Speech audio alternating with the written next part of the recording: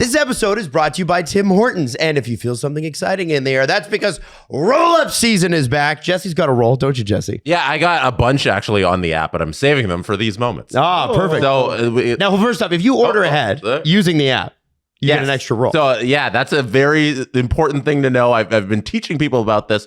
Order ahead when you're heading to Tim Hortons. You get a bonus roll on the app. Okay, I like that. Now, so that's why I have so many, because I always order ahead and then I get like double the amount of rolls. Okay, show us how to roll, Jeff. Okay, so I'm going to click this first one and we're going to roll and hopefully we win. Hey, we won a donut prize. Hey! Congrats, you won donut prize. Man, the thing you were waiting for the entire hockey cards run, and you finally got a second donut. There we go. So you can still play on the cup too while supplies last. We have the cups here, but don't also forget the Tim's app, which is giving you more chances. As Jesse just showed you, roll-up season is only around till March 22nd. So don't wait till it's over to realize you forgot to play roll-up to win only at Tim Hortons. Let's start the show. S-D-P, the Steve Dangle Podcast, with your hosts, Steve Dangle, Adam Wilde, and Jesse Blake. Let's go!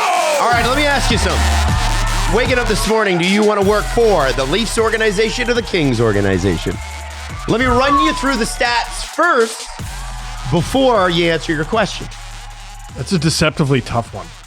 Ooh. Now, the Leafs have come out of the Olympic break, and they have been outscored 9-1 in 2 consecutive games. The Kings have come out of the break, and they've been outscored 14-5. They've scored 3 goals. The Leafs have scored 3 goals? Oh, sorry. 9-3 then. Oh. Okay. The Kings have come out of the break, and they've been outscored 14-5. Madone. So I saw that. Yeah. After the Leafs game against Tampa, I want to say at second intermission, the Kings were up 2-1. What the hell happened? I know. They lost 6-4. I know. It's bonkers. And the Leafs, just to add to it, have 2 regulation wins in their last 14 games. Oh, should they sell? Well, I don't know. We'll come to that. The Leafs are like, I know, and no disrespect to the pains that Kings fans are going through. Maybe that's growing pains. Maybe they should flip Panarin for more assets. Who knows? But damn, second year in a row, that'd be crazy. Well, second week in a row. Yeah. Well, no, I mean like that because that's Rantanen style, right? Oh yeah. The thing that every nerd talked about for years. It never happens. It finally happened. The Leafs are comically bad. Wow. And the first 2 games out of it, I think Auston Matthews said last night, he's like, it's less about concern, more about having more desperation in the room. And they asked William Nylander, what do you think about, the potential of them selling at the deadline? And he's like, it's not my decision. I'm just going to give all I have on the ice. But I want to start the show by turning your attention to a nice little bait and switch that the Maple Leafs organization has tried to pull. See, here's the thing. They think they got you under hypnosis. Uh-huh. And I think they're full of it. Okay. And I think we are in the midst of them trying to change the narrative right under your nose. Okay. And appear intelligent. Oh, that's good. So going into the break, the Leafs had won 3 straight games on the road. I think it was Calgary, Edmonton, Vancouver, right? And then they go into the Olympic break. And of course, because the season's been bad, no one really remembers the 3 wins. We're focused on Canada. We're focused on the US. We're focused on all that stuff. No one cared, right? No one cared. But all break long, every insider told you the same thing. To a man, it said the Leafs are going to sit and wait. They're not sure. And they're going to see what happens in the first 2 weeks back. Now, as I pointed out on my stream on Wednesday night, the Leafs have had games against Tampa and Florida, right? Mm-hmm. And now they've got the Senators Saturday night, which Steve is streaming. Yep. Flyers on Monday, Devils Wednesday, Rangers Thursday, trade deadline Friday, right? 2 of those at home. 2 of those at home. Now, what I find interesting about this grand plan of the Toronto Maple Leafs is that they were going to sit and wait and see how the Leafs did against one division leading team and then the 5 teams that are worse than them in the Eastern Conference. Wow. Going into the Tampa, I didn't even realize that. Going into the Tampa game, The Senators had a worse points total. The Panthers had a worse points total. The Flyers had a worse points total. The Devils had a worse points total. And the Rangers are dead fucking last. And the Toronto Maple Leafs wanted to sit there and say, you know what? Let's see how they do against this tough run of guys. Yeah, but then they lose 2 straight. Now, almost immediately after the Tampa game and during the Tampa game, I'm sure you guys realized whatever waiting they were going to do, they probably should not have wait anymore. And I found it very interesting that yesterday, Elliot Friedman was on the Fan 590, especially after CJ completely torched them on the CJ show yesterday. I found it very interesting that Elliot Friedman was like, oh, no. There's some, they have always known they were going to sell. And one more thing before I turn the floor over, okay? Just one more thing. I don't blame Elliot. No. I don't blame Dregs. I don't blame CJ, anybody else who's an insider who's saying that, because that is what the Leafs were telling them. Yep. Their job is to report, here's what the Leafs are thinking. And then the Leafs tried to say, no, come on. We're not that We've stupid. always been smart. This group of guys are unbelievable. They will do anything but anything. They will do anything but anything. July 16th, that was the last time they made a trade. And we're not even sure. Come next Friday, come a week today, when there's the trade deadline, how many trades will the Leafs have made? I'm going to set the over-under at 2.5. What are you guys taking? Over. You're taking the over? Mm-hmm.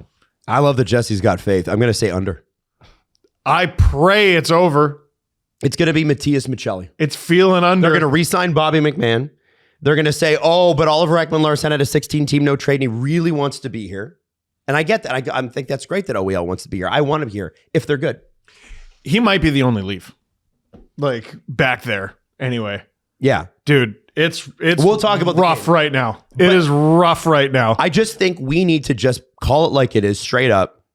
This team is trying to bullshit you in their narratives with the major Sportsnet, TSN publications, broadcasters, whatever you want to call them. Don't let them do it. Don't let them do it. I can do a rebuild. I can do a retool. I can do those things. Well, I can't do this. I can't do this. We've tried nothing and we're all out of ideas stuff.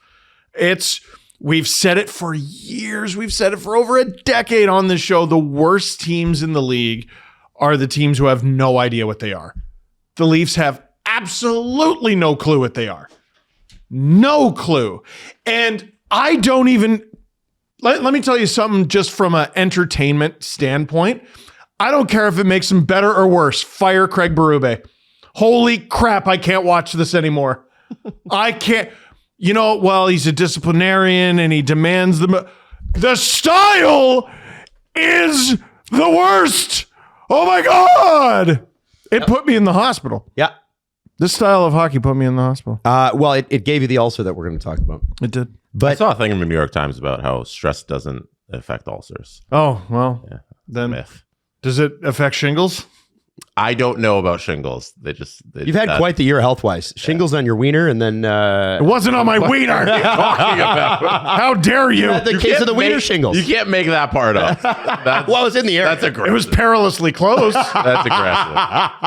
Yeah, I don't think we ever talked about that. No, that was a year ago. We didn't. Yeah. No, Adam just giving out your government. I think it's very disappointing to see that we've reached this point and they're still confused about what product they're putting on the ice. Even Keith Pelly's email that you read out last episode, the delusion from the Maple Leafs organization to think that this year they have it.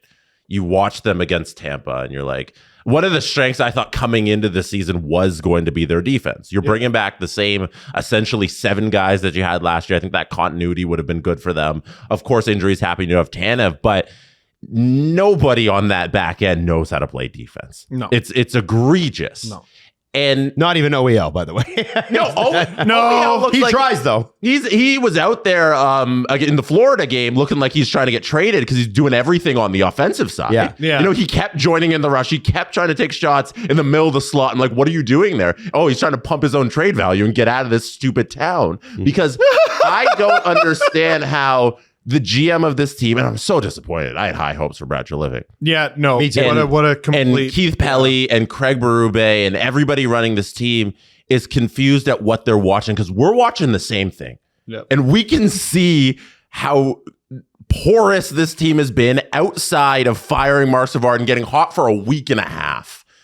Outside of that, the hockey's been a miserable product. So what is with the humming and hawing on what you're going to do with this team? Move off of everybody. Like, there's no reason to keep McMahon, Yarncroke, if you can even get anything, because Craig Berube has him in and out of the lineup. Anything they get Lawton, for him will be like an enormous victory. Lawton's a great guy in the locker room. Love him. Doesn't matter to winning.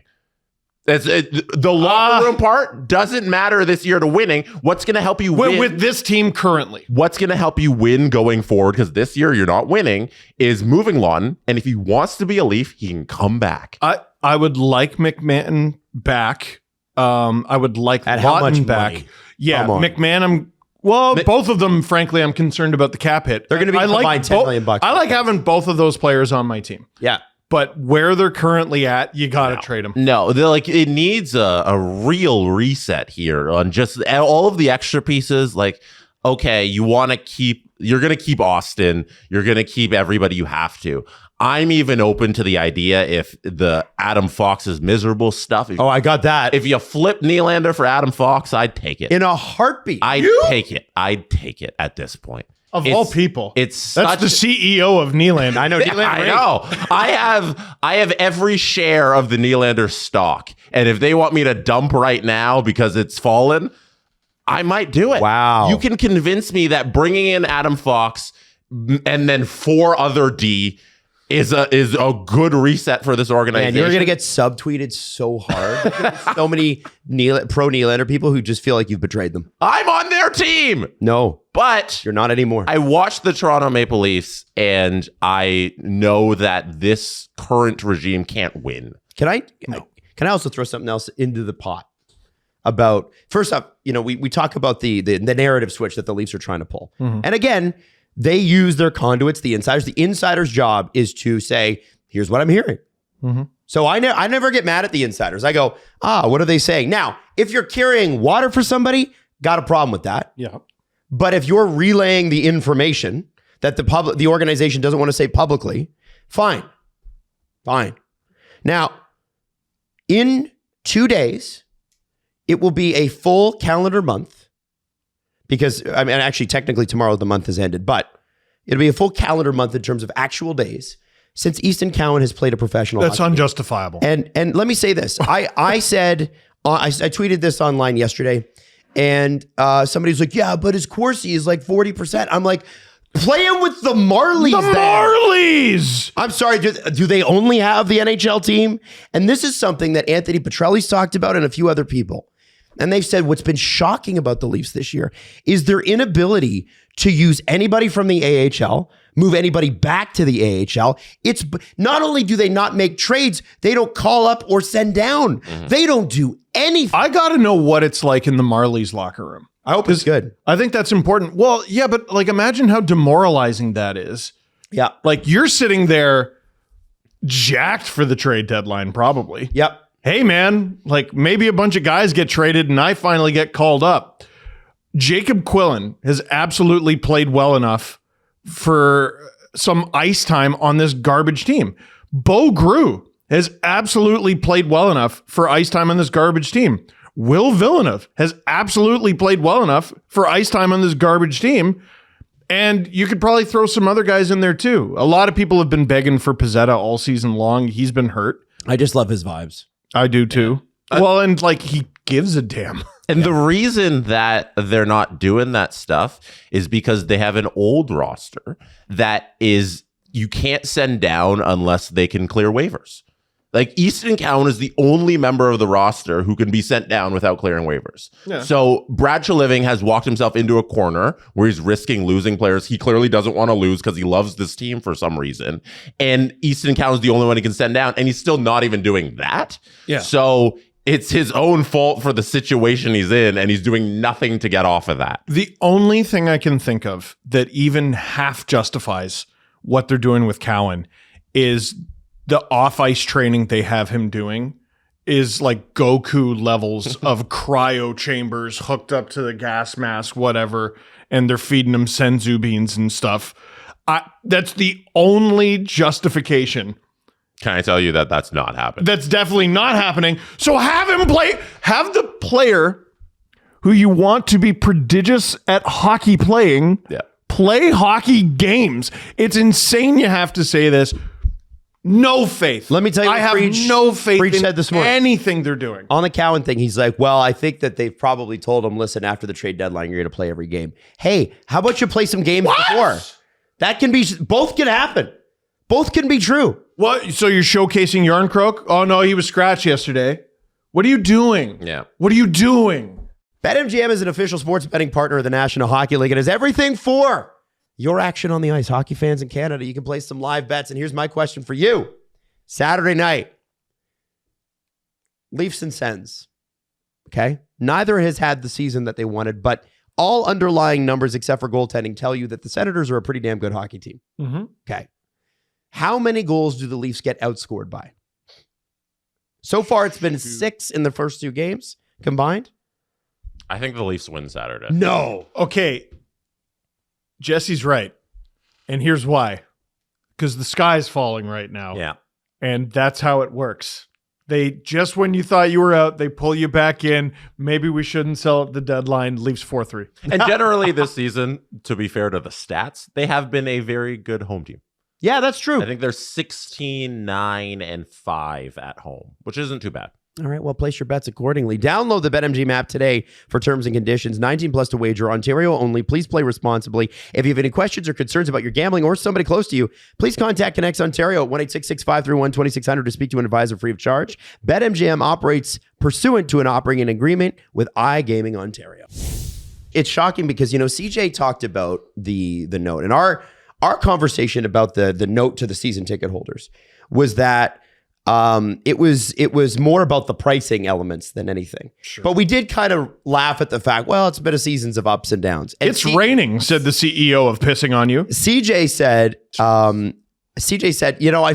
I take issue with that because he said it has not been a season of ups and downs. It's been a season of downs with one brief spell of up. And you might think, listening to this, hey, that's splitting hairs. I got to be honest with you, it is not. And okay, I'll tell you something. No. I've had high hopes for. How about just no? It isn't. Moving on. I had high hopes for Keith Pelly coming in because I saw him as a guy who was decisive, and I saw with TFC he was quite decisive. And you like shorts, and I love shorts while playing golf, which is a big thing that Keith Pelly enacted for the European tour. I like to match my glasses with my pants. No, I'm kidding. Here's what I know also about working, because I've personally worked for him underneath him many rungs. And you're a big fan. Is that at Rogers, and I know this because I worked there for half of my radio career, there is a thing that they'll do, and they'll have these, or they used to have these, like we used to call them the Rogers pep rallies. We actually had a worse name for it, but I won't say it here. And what they would do is they'd bring they have a Velma Rogers Theater underneath downstairs. You remember these, Jesse? Mm-hmm. You remember these? Who's Steve? Velma? Oh, yeah. Velma Rogers was Ed Rogers' mother. The current Ed Rogers, his mother. His grandmother. Because the current Ed Rogers is the third. Ted, yes. So there's Ed, the original Edward from the 30s, and then there was Ted, who's the one who has the statue outside the Blue Jays. Who kind of built everything. And then there's Ed. Yeah. Ted's mother is Velma. Okay. So that's Ted's who the theater was named after. Okay. Yes. I never knew. And she was a force of a woman from all things. Yeah. She was like a real, like they had a bunch of money. Theater named after her. They had a bunch of money, and then they didn't have a bunch of money, and she was like, let's get back to it, right? Ted was Ted, the middle one, Ed the Third, I guess, The statue man. was an absolute animal in business. Absolute animal. And what's interesting about, or at least what I remember my experience at Rogers, is they bring you down to that theater, and essentially they were putting you in a room and going, we need to sell you on the direction of Rogers Media. And one of the things that happened when things started not to go well with the original NHL deal was they'd say something and everybody in the room would be like, and then would stand up and clap anyway. I remember very specifically when all 7 Canadian teams missed in the first year of that deal. Yeah. They said at the beginning of the second year, they're like, this will never happen again. Scott Moore said that. Scott Moore said that. Yeah. I thought it was him. And I know Scott. And I was sitting there like, you can't know that. You can't know that. What are you talking about? Did you know it the first time? Yeah. Exactly. And so the reason I tell you that is because you have to, when I read that email, I'm like, oh my God, I feel like I'm back at Rogers again. Yeah. And we used to make this joke behind the scenes here when we started the podcast. And this is going back, like way back. We used to get these corporate emails. And if it was good news, because there would be the executives' pictures would be on the emails. So if it was good news, we'd have a happy Keith email. So here's Keith Pelly, Rogers, and here's a note from Keith Pelly to the whole staff. And then there'd be sad Keith emails where it's a more stoic Keith in the picture. The serious face. It wouldn't be sad. Like, it wouldn't be crying or anything. It'd be like, he has headshots for smile. each. Yeah. Yeah. And then they got rid of the headshots because it was kind of bizarre. But what I'm trying to say is with that note, and why that has made so much noise in the market, is because they think that season ticket holders and fans, who are actually the same thing, will fall for the same stuff that somebody who's paid to be there and has to buy into that idea will. Nobody is dumb enough That's fascinating to look at this team and go, like he says in the note, we're not going to telegraph our strategy. Buddy, you've been telegraphing your strategy for 4 weeks. We know exactly what your strategy was. And for some reason, probably somewhere in the second or third period in Tampa, you decided we better change our strategy. We better make a decision here. By the way, we were always selling. That is why I get so annoyed. And this is where, for me, I thought we were getting decisive Keith Pelly. We are not. We're getting frozen, terrified Brad and Keith and management surrounding. But it's those two guys. And I can tell you, the Rogers corporate overlords, Tony Steffi or whatever, they hire you and expect you to do your job. Remember, these are the same people that held on to Shapiro and Atkins for years and years and years while people clamored in the streets, get rid of these guys. Yeah. And now they went to the game 7 of the World Series and no one's doing that anymore. But what if they took the wrong lesson from that? Well, and that was going to be my next point.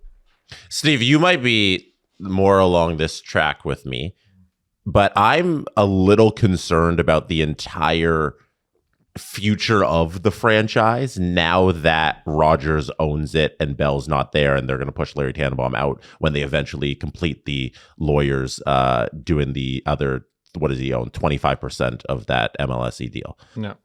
Now that Rogers owns this thing outright, I think Adam's right in that, like, the email feels like Rogers, like when we worked there, because it is. Mm-hmm. They now own it, and we are in the new era of the Leafs under a new ownership where it's just them. And throughout the last decade, where we've seen a bunch of success, there was a little conversation that needed to be had in the ownership office. Rogers couldn't just make the moves they wanted to make. They had to consult with Tannenbaum and the Bell side. Yep. And Tannenbaum was kind of the middleman in, like, okay, he was they the want power broker. this, they want this. Let's kind of settle in the middle on what's right. And it worked with the Raptors extremely well. And it worked with the Leafs too. They had a bunch of success. We can debate all the Shanahan stuff and all that. But now that it's just them, I'm concerned as a fan and for the next decade of Leafs hockey on what Rogers is going to do with this team, because I don't have faith in them as a corporation. So one of the things I said in my LFR is Keith talked about the fact that the Leafs have made the playoffs for 9 straight years, which is the longest active streak, which is insane. And I was like, yeah, okay, what'd you have to do with that?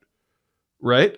And maybe that's unfair to a guy who just got there. But he just got here. He just got it. And if he didn't just get here, it's not unfair. Yeah.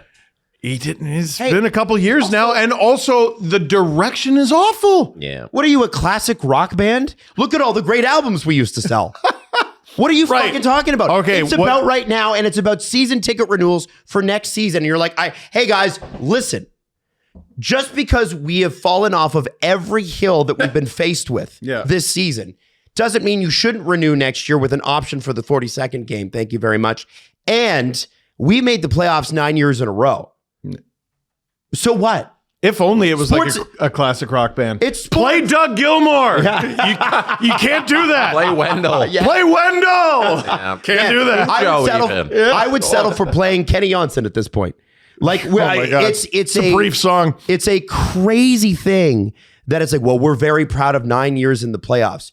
What happened in those playoffs, Keith? You want to remind Leafs Nation of that? What is abundantly clear, and it's been clear for a couple of years, and we put it at Shanny's feet. Shanny's not here anymore. Now it's at Keith's feet. There is a huge disconnect between this organization and its fans, and this organization needs to understand that fans are not employees, and employees are bound to do what you tell them.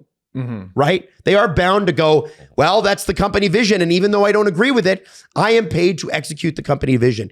As a fan, you're paying them.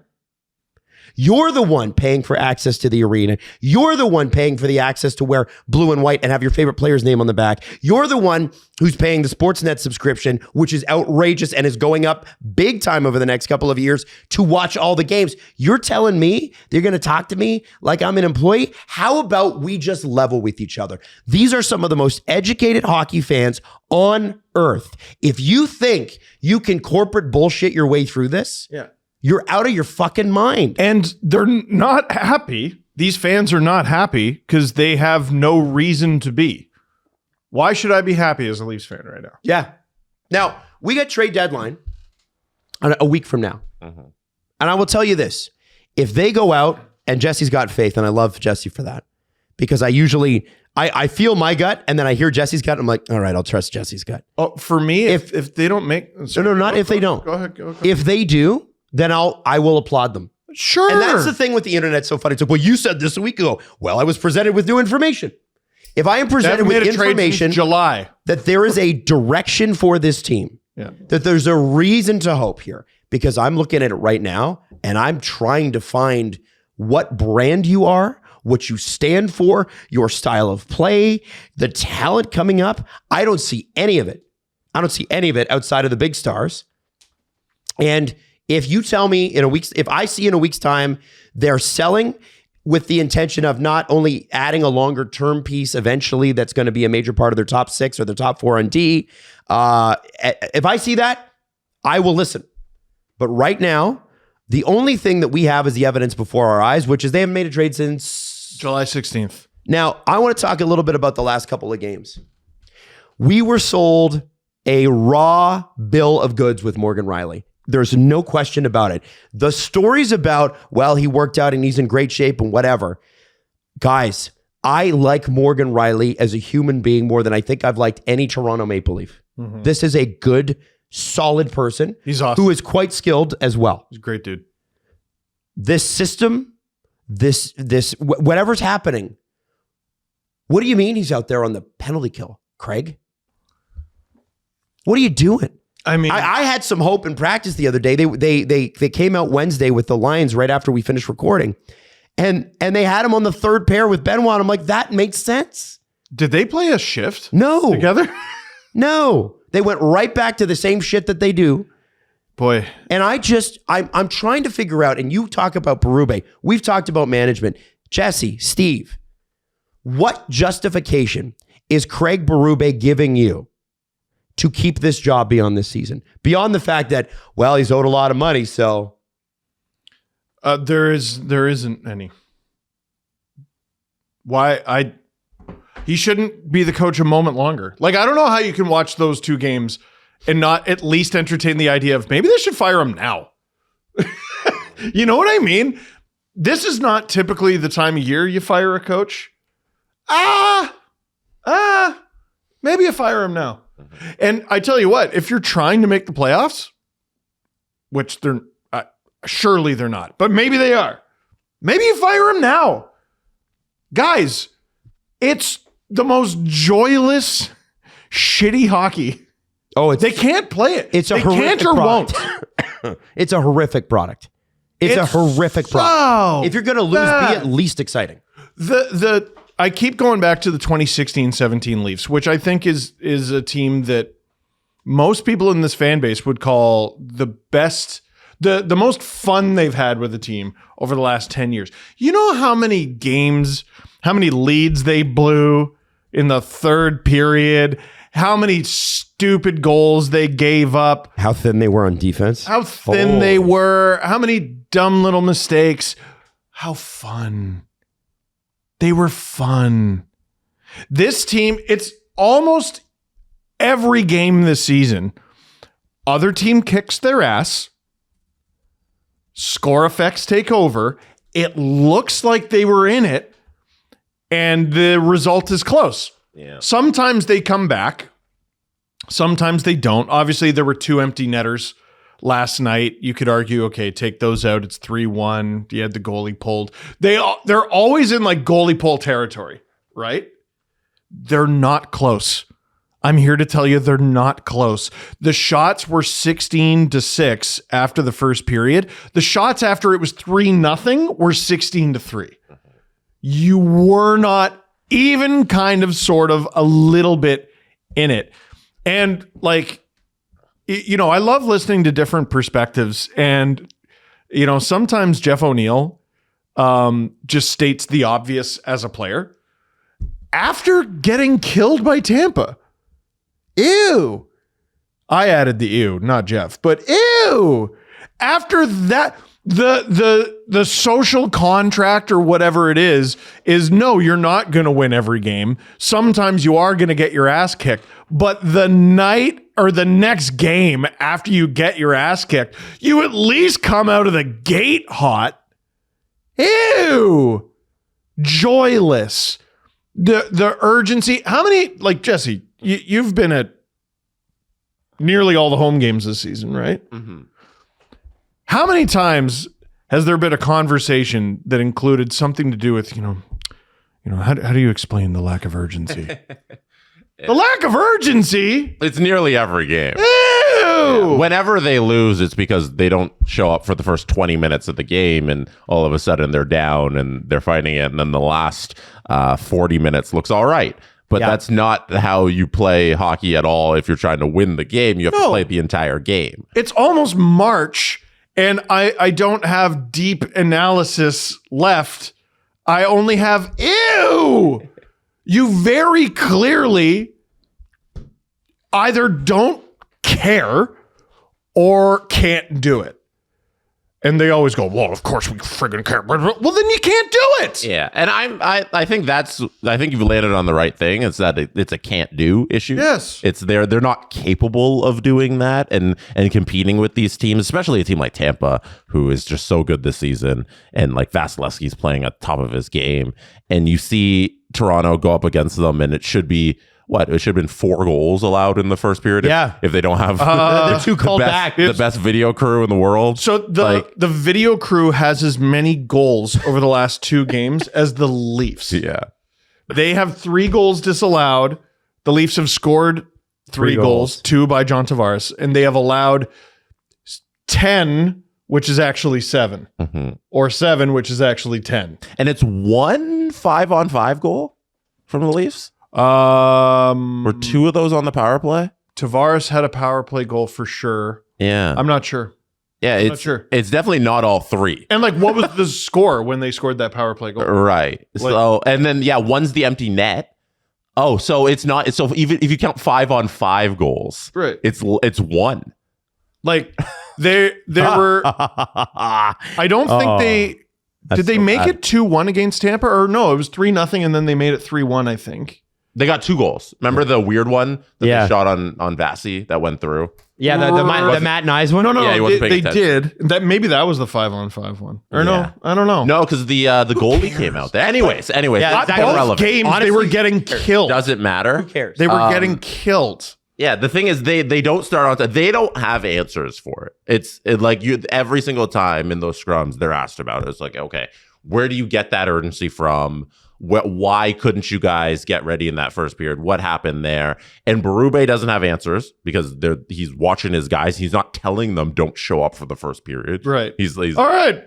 We're gonna get out there and we're gonna drag ass for 20 minutes. Right. And then you go, or before that, you ask Auston about it, and he's like, well, we have to come out with a lot more effort there. We have to do better in the first 20, all that. They know what they have to do. Yeah. We need to accept the roster isn't capable of winning these games and doing what they are required to do. They don't have the talent to do it. And that's it. It's not an effort. Everybody who's in the NHL is trying to win games and play hockey at their best ability. I like watching Nick Robertson play because I'm like, he's trying. He's trying. He's trying. I don't know how much of it's any good, but he's trying. For him, it's a skill deficiency. Well, maybe, but that. like, I don't listen. But that's the name of the game. If you don't have it, you better bust your ass. You wish everybody on that roster had as much effort as Nick Robertson. Yes, that's what you're asking for. They'd be in a playoff spot. Oh yeah, but you wish they had his effort with better hockey sense. Yes. Sometimes you run around too much with all that effort. But if you can combine all that into a perfect hockey player, it'd be great. But they don't have that. No, and it's about time we all accept that. I also, by the way, think Nick Robertson would be some pretty good value on that trade deadline. Why not? I don't know. I mean, they're going to need bodies to play for them next year, and they're going to need younger guys, and maybe you keep him. But the way he plays and stuff, I'm like, God, it's lost in the shit that this season has had. He's taken a step forward this year. I'd like to see him with another coach. Me too. I don't want to give up on I'd like to see him with a coach like a Dan Muse type. And I'm not even saying like Berube doesn't treat him well. I mean, Berube has given him far more opportunity than Keefe ever did. Yeah, he is a better player. He's a guy with this trade deadline. I'm just not sure. I do like watching him play, but dude, they don't have it. No, the collective they don't have it. They're awful to watch. They're a horrible product. Well, so this is the other thing. Horrible. It's so funny. Oh, can I just clarify please, the goals thing? Okay. Yesterday was a power play goal. Yeah. Okay. Tavares was a power play goal. Okay. And the Matt Nyes goal came with the goalie pulled. They have yet to score a 5-on-5 goal. Right. Since coming back from the break. And take a look at those. The two Tampa, neither Not Tampa one. goal. They don't have a 5-on-5 goal. Jesus. Neither Tampa goal is repeatable.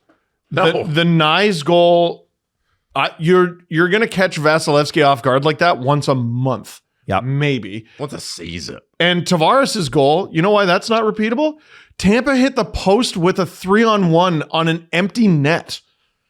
How many more times do you think that's going to happen? I don't think it's going to happen. The funny answer is yesterday. But they still got scored on. Yeah. Dude, it's bleak. It's so bleak. Well, dude. and the thing is that it's not irredeemable, though, as much as it feels that way. Why it feels that way is because we have no control over the process. And we have no faith in those controlling the process. That's why it feels like, oh, well, what the hell are they going to do? And, our friend of the show, Sid Sixero, mentioned yesterday that with the new TV deal, he finds it hard to believe that this team is really going to go through and properly dig deep because Rogers owns the network and the team. Finds it hard to believe that they would go through and actually dig deep and retool this or rebuild it properly, whatever you want to call it. And I don't disagree with that necessarily. But I don't think they need a rebuild. And I don't think they do either. Yeah. But I do think I think we need a repositioning on who these players are now. Because if we're gonna talk about a retool, what are we getting from the guys who are at the top that would be somewhat untouchable? Matthews, I think, is the closest thing to you're not trading him. But Nylander, Jesse said, I would if there was like a major piece like an Adam Fox. That clip, by the way, is nuts. We'll play that in a bit. You haven't seen that, I'm assuming. No. Sometimes I see a clip and I know Adam telepathically is like, don't. I don't think it's fair to assume that Auston Matthews is 70-goal guy anymore. I think it's fair to assume he might be 40-goal guy. I think if you get him the right playmaker, he might be 50-goal guy. He's But he six games without a goal. He which is the ties his longest streak. Still elite defensively. As longest streak of the season, I believe. Oh, I don't know what a streak ever is. Could be ever. That could be. Wait, if it is ever, both of them happened this year. But goddamn. it's fair to say that after almost 24 months, fair to say that player is gone. And until I'm presented with information otherwise, I will assume that we have a high-end elite defensive center. It doesn't mean he's not good. Who can probably put up 90 points and score 40 goals, which is still great. That's an unreal player. That's phenomenal. Yeah. But I think we've got to reposition that as fans. Injuries happen. I still he want to is still scoring at a higher rate than Ovechkin did at the same time in his career. I still want to see him without this coach. I agree with you. Yeah. So listen, I'm just saying reposition for now. Yeah. Presented with different evidence, this can all change. Nylander, still great offensively. Still doesn't give a shit about getting back to the bench. Still causes headaches with coaches. Star players do. Yep. John Tavares, who is on pace for 70 points or something like that. It's crazy. 68. Far more than you could reasonably ask of him. And honestly. I don't. Especially at that cap hit. Yeah. And his like- age, and it's crazy. Yeah. John's done an admirable job this year. You could argue the team is punching above its weight because of that. Oh, yeah. Yeah, because he was Which red hot out of the gate this Even year. worse. Yeah, he had the dip in the winter months, but what he did in the fall was spectacular. John's playing too much. John's playing too many minutes. John is 35. John should be your third line center in an optimal year. And that's not because John Tavares isn't great. It's because he is. And it's because he's older now. And it's because you have sat here for a decade with the same top two centers and made no changes and made no plans to develop one to take over at center. Didn't even draft a center that might have become that, other than Fraser Minton, who, by the way, is probably still not a second line center.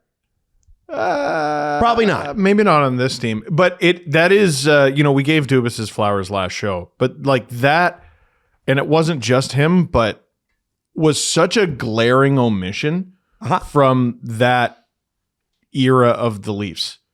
Not a one. And they couldn't get a third line center that whole era. Yeah, not a one. And like, then Minton shows up. They did that a few times. Man, we can't find a right-handed defenseman. This Jersey kid looks like he's going to work out. Gone.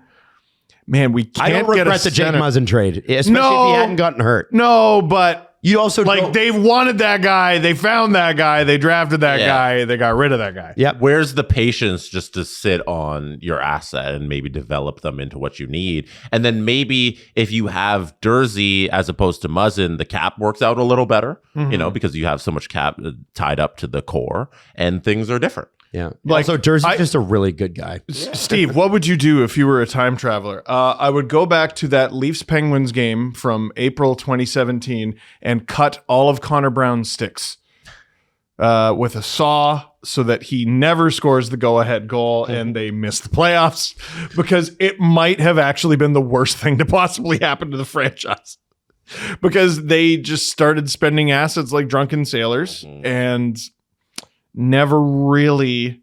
I think they took this is going to be very good for a certain chunk of the audience. They took the sourdough out of the oven before it was really ready, and it was all gummy in the middle. And you should have left it. You should have left it to get fluffy and delicious, and you didn't. It looked great on the outside. You knock on it, and it makes the wonderful sound. You open it, it's gummy bullshit. Yep. That's the Leafs.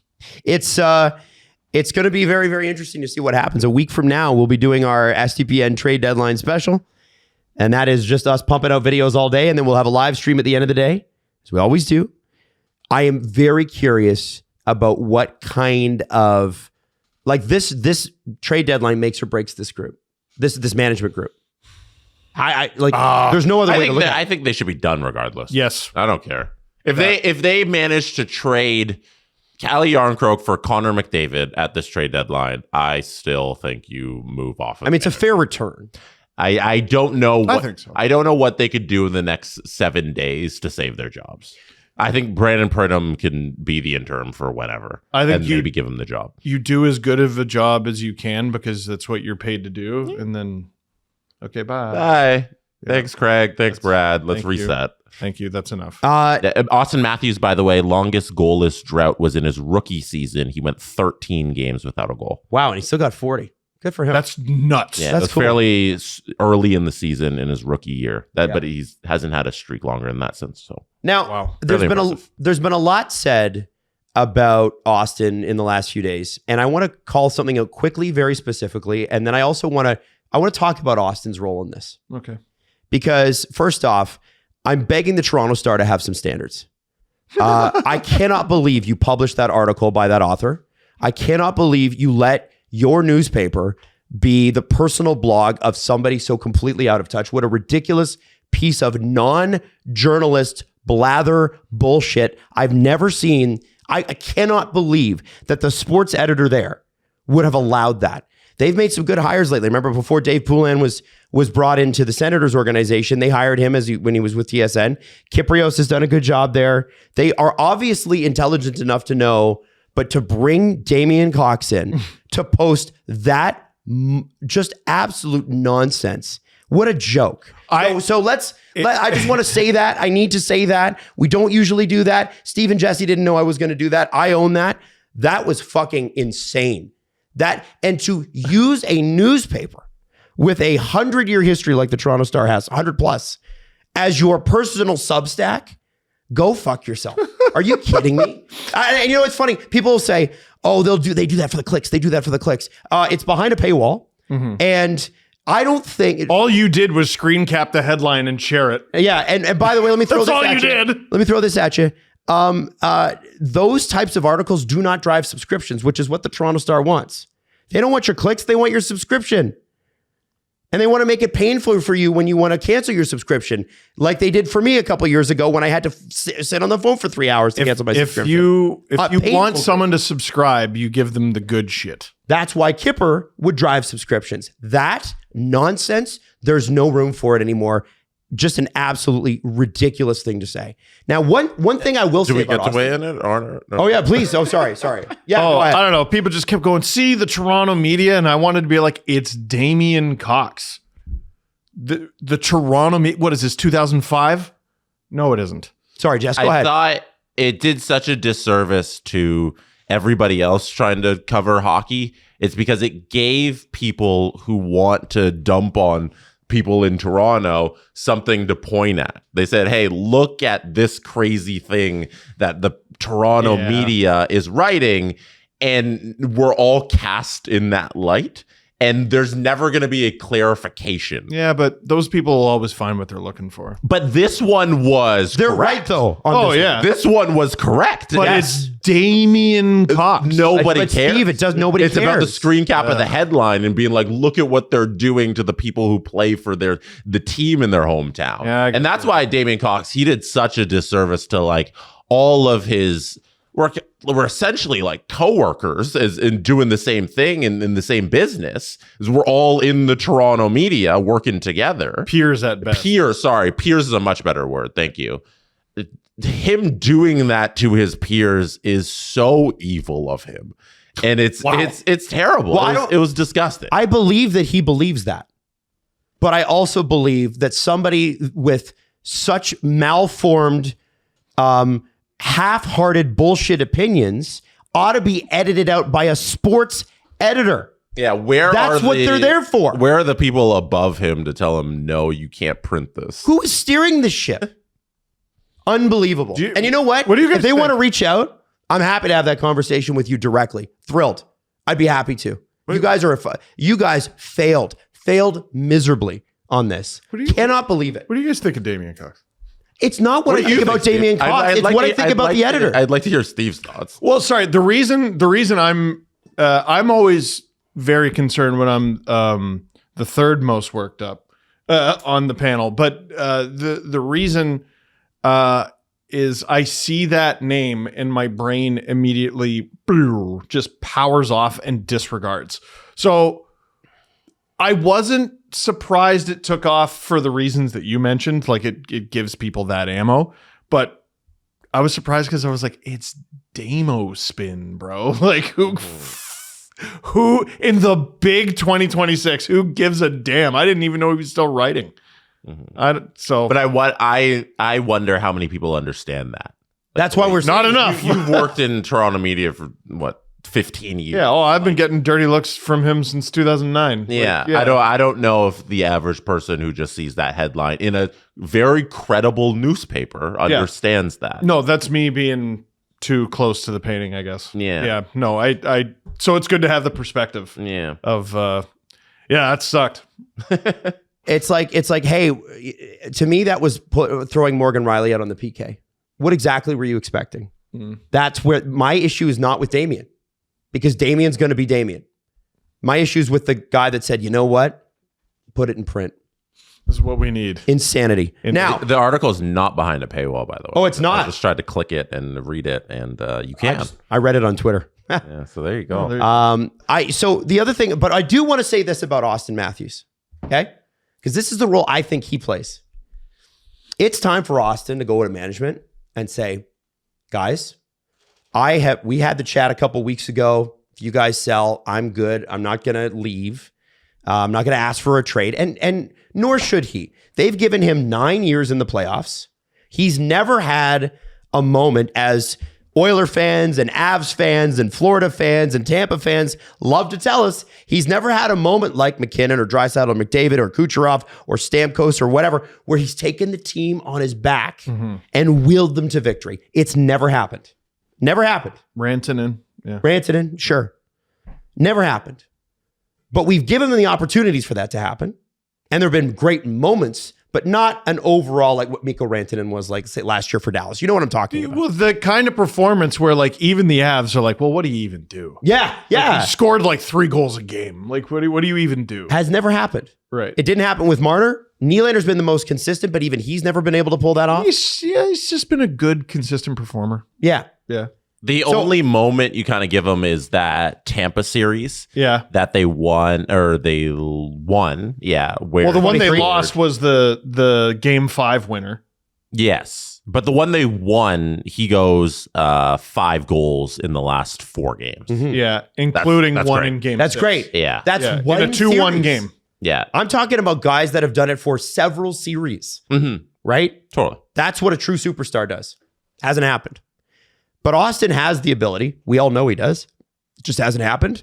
Don't know if it will. Hope it does. But he should not be, under any circumstances, after 9 goes in the playoffs, saying, first sign of trouble, fuck off, I'm out of here. He likes Toronto, loves Toronto from reports, loves playing here, loves being the captain, loves all that. So that's all off the table.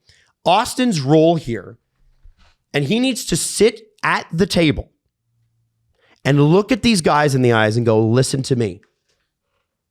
This coach ain't it. If this general manager can't get it done, he ain't it. You guys better sort this out. I can't imagine a world where LeBron James, who is the best basketball player of the last era, is not involved in who the Lakers are getting, in who the Cavs are getting, in who Miami is getting. LeBron James put that super team together himself in Miami. He's the one that decided who Cleveland was going to trade for. I'm not saying I want Auston Matthews running the Toronto Maple Leafs, but at a certain point, you can't just be a hockey player. You're not. You're the captain. You look at these people in the eyes and go, guys, I don't know if you have an issue making decisions. It feels like you do. So I'm going to make it for you. This is over, and it's over now. That's the role he can play. That's leadership. And I hope he does. And if he feels like he needs some help, Matthews, McDavid, Werenski, Yossi. Who do they? What do they all have in common? Same agent? Same agent. Judd Moldaver. This is where he earns his big bucks too. He's got to advocate for this guy. He's arguably the biggest agent at one of the biggest agencies, Wasserman. They're working on changing their name. He's got to step in here because this is brutal, dude. This is so bad. I need the articles on that. I need the articles on what true leadership looks like. It's so funny. People in the streams that when I'm doing them, they're like, well, if Auston was a good leader, then they'd win. You can't will a bad team to victory. Connor McDavid was captain of plenty of Oilers teams that didn't make the playoffs. You can't will a team to win. You can't leadership your way into skill. It's there or it isn't. The system is there or it isn't. So we know, and CJ said it so perfectly on the podcast. He's like, on his show yesterday, he's like, I don't know if the Leafs realize how far they've fallen. Like, people think about the Marner thing and they're like, well, they lost a 100-point player. Buddy, this goes well beyond losing Mitch Marner. This is a bad hockey team who's so bad at hockey. Mitch Marner could not have saved this. He did not play 60 minutes a game last year. I can't believe how bad they are. It's crazy. Yeah. It's crazy. Yeah, dude. And like, you know what it injuries, is? like that part is so insulting. Well, look at the Tampa Bay Lightning. Look at that bunch of friggin' their roster looks like someone trying to assemble a tent without the instructions. Addressed 7 defensemen on Wednesday night because they didn't have a center. Crazy. And they still kick ass. Yeah. And the Panthers right now don't have Seth Jones and they don't have Alex Barkov. And they're probably going to miss the playoffs. Yeah. But they killed them. And we're sitting here going, we don't have Tanev. Tanev doesn't save this. What? We don't have a guy who's like, how old is Tanev? 36? 6, 7?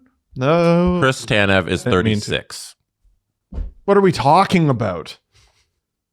A guy you're younger than me. Sidney Crosby, man. Yeah. Like, I know older players in this league are capable of being that good, but holy shit. Hey, even Sid missed the playoffs a couple years in a row. Yes. You can't leadership your way out of this. Yeah. Except and for no behind one the was scenes. like, if Sid did better, the reason the Penguins aren't getting through this, Sid. Yeah. Anyway. His leadership ability. His leadership. You know what? Malkin too. So if we want to talk about Auston Matthews, that's the leadership role I want him to take right now. Get in there behind the scenes and go, guys, even if you need a cattle prod that's electrocute, like just jab him. Hello? Oh, WCW. Yeah. Call the CEO. You can get a meeting. Like, I guarantee you they'll make time for you. It's so, anyway. Oh. No, they will. You can't tell it, Steven. You can. No, they will. Now, they will. Do we have anything more on the Leafs that we'd like to add other than, again, Steve is doing the stream on Saturday night, which would be fun. Yeah. Senators. Can't wait. I think Stollers and Woll have been okay in their 2 games, their 1 game each that they played. But the thing that kind of held the Leafs together last year was otherworldly goaltending.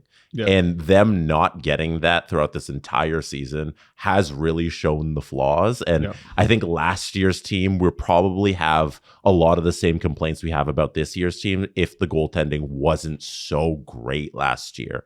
And this year, they have average goaltending to bad on some nights, and the team's awful.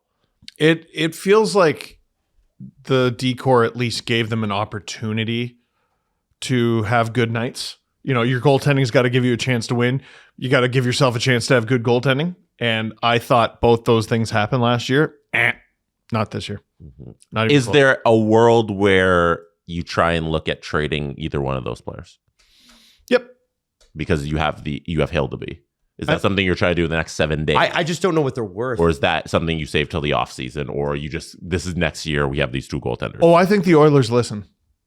Ha! We're getting to that next. Oh, I think they listen. So that's a fascinating. I would have signed possibility. Stollers to the contract they signed him to too. 100%. But 3.75 until 2030. So 4 more years after this. If you're moving a contract, you're moving that one. As opposed to Joseph Woll, 3.6 for next year and the year after. Heck of a lot younger. And younger, yeah. You're moving the Stollers still. Younger and somehow the least injured of the 2. Well, what a low bar. Yeah. What a bar. Giant douche or turd sandwich? In terms of performance, yeah. They're both like South Park.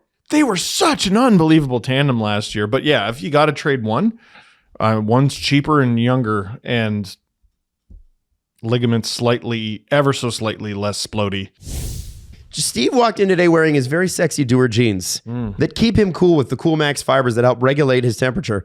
So you don't feel like you're overheating. And extremely flexible. It is. Steve, sometimes here, the people who don't work here don't know this, likes to get on the floor and do his at-home stretches at the office because you didn't do them in the morning. And you can do them in your Doer jeans because the jeans allow for the flexibility to do your stretches. You know what?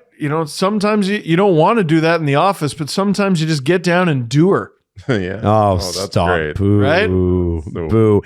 Plus, their jeans are antimicrobial, so you can wear them more and more between washes and stay fresh because you don't want to wash denim too much in the washer, definitely not in the dryer. Now, we know you love Doer as much as Steve does, as much as I do, as much as Jesse does, and it is time to get your own pair of jeans. Get your own. Stop stealing Steve's and wearing them. Doer.ca/STP. You're going to get 15% off your first order. That's a great deal. So again, do not wait. DUER.ca/STP.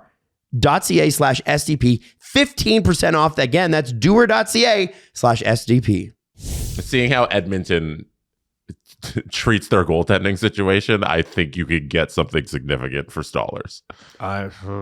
Yeah, you know what I bet you could get? You might have to take Jarry back. Hey, no. No, please don't. No. Unless you take him back and like bury him for the rest of his career or buy him out or something. Because he can't play. He's terrible. He's terrible. What is here? Can you look that up? He's got $5 million, and I think it's 2 more years after this one. Right. No way. You can't take that deal. Listen. He's spitball. Hey, you can rest assured, Adam, they're not doing this. It's way too interesting. Today, and by the way, I think you're right. Today, as we're talking, clearly the Leafs are now open to trades because the trade rumors are heating up. OEL to Edmonton seems like it's going to happen. So maybe if we're going to build a deal, build the OEL to Edmonton deal. 5.375. Oh, Kyle. Right. But what's the buyout? Oh, you want me to buy it out? Yeah. Kyle. I don't know. Let's light this candle. But buy it out in the summer. No, buy it out. And you have him play out. Hey, it's box. It's us and us. Whoa, hey, whoa. Cool. No, just have him play the rest of the season. If you're trying to tank. Yeah. You know what? Here, Justin, throw this up. All right. Nah, not too bad. So where's the cap hit? Your buyout cap is 4.7, Jesse. No, 4.7, then 4.2, then 450,000 and 400. No, I'd rather have Stollers playing hockey for me. Are you fucking kidding me, guys? I don't know, man. No. I'm trying to figure something out. Do not also assist Stan Bowman in his bad decision making. Can I say with Stan Bowman, I think you make non-goaltending trades and just hope for the best.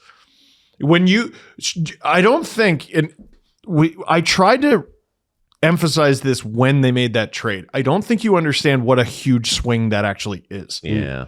It's the kind of swing where if it doesn't work, you can't get out of it. It's Connor Ingram or Calvin Pickard turn into George Vezina, or you're fucked. That's it. That's all you got. One of Jarry, Ingram, or Pickard works, or you're out of a job. Mm-hmm. That's it. It's especially because of the term and the money, and Skinner's kicking ass. And Skinner would have been done at the end of this season. Yeah, and you could have been like, okay, didn't work out, moving on. And now you locked yourself into Tristan Jarry for really no reason. Well, it's like the somewhat similar to the Marner conversation. Well, you guys said to do something. Well, the implication was I wanted it to be a smart something. Yeah. The Oilers wanted to do something. All right, well, let's get Tristan Jarry, who was available to you via waivers on waivers for free last season, and he had a hot month and a half, and all of a sudden you're like, okay, we want him for the next few years. That's craziness. And Dubas used Kulak, who was also in that deal, got a younger, arguably better defenseman. At very minimum, he's younger, and got paid to do it. It's incredible. Holy shit! The Leafs would never do that because he's under 6 feet tall. Right. Which is so stupid, too. I get having some size, but good Lord. Now, they really went in the other direction. You looked last night, and they win the game 8-1. 8. And you don't need goaltending if you score 8 goals a game. Right, which is why they should try to get better outside of the team. Or outside of the goaltending. By the way, should mention, Penguins PR just tweeted out that Sam Girard will not practice today as he's undergoing evaluation for a lower body injury. Oh. So he played his first game, got injured, it looks like. I want to give you the comparables between our good friends Tristan Jarry and Stuart Skinner since the trade, because I think this kind of drives the point home. Stuart Skinner and Tristan Jarry has been traded for each other from Sleeper NHL. Skinner is 8-4-1 with an .887 save percentage, 272 goals against average, at a minus 2.8 goal save above expectation. So fine, especially for a $2.5 million goaltender, right? Jarry, 6-4-1, 863 save percentage, 385 goals against average. He does have the one shutout and a negative 9.6 goal save above expectation. Can I? This is so weak. I feel horrible for him. Jarry? Yeah. Why? Because he very obviously stinks. And so does the Oilers defense, though. We should say that. Yeah. The Oilers defense is awful. But like, there's nothing to be gained from just, oh man, look at him. He's so bad. He's so bad. Gosh, look how bad he is. I know the paychecks still arrive on time and everything, but like, there's nothing to be said there other than, holy smokes, he's bad. He's so damn bad. And he doesn't exactly present himself like a guy who's got a ton of confidence right now. And I just feel like I know, sports talk is full of kicking guys while they're down, but this one guy in particular, just like, there's no story to him at the current moment other than he's bad. Yes. And might win a cup. He might win the most hilarious cup. I just feel bad for the guy. Yeah, me too. Me too. Anyway, that's things are not going well there. Now, Jesse, can you pull up, and I've just highlighted it there, the Adam Fox. This is from Sportsnet New York. And they've got this crazy clip of Adam Fox talking after a game. And remember, the Rangers are even worse than the Leafs. I had them in the playoffs this year. Listen to what he says about his future in New York. You obviously have a lot of control over your situation with the movement clause. Is this a place? Do you want to be here through a Leafs one? I mean, I'm just trying to, focus on this year right now and play each game. I mean, that's really all I could do right now. Could control is, I was just trying to work to get back and help the team finish strong. So I think that's where my head's at. Obviously, that's the focus right now, and I think that's a conversation when we're done playing games. We're trying to win games and do that tonight, and I think that's where my focus is right now. Remarkable clip. How's that water, Jesse? You good? Delicious. They are. Man, it's funny. There are certain tics a player has when they're asked questions like that, and guys who are asked about getting traded, they do the they do the laugh before they get asked. You're going to start noticing it now, but year after year after year, I think, especially for a player who, he's represented his country. He's one of the highest paid defensemen in the league. He's a star. He's not, I think there's an element of, oh, holy shit, we're here. Oh, I never thought this would happen to me, and here I am. And, even though he saw so many of his teammates getting traded around him, you never expect it to be you, especially when you're good.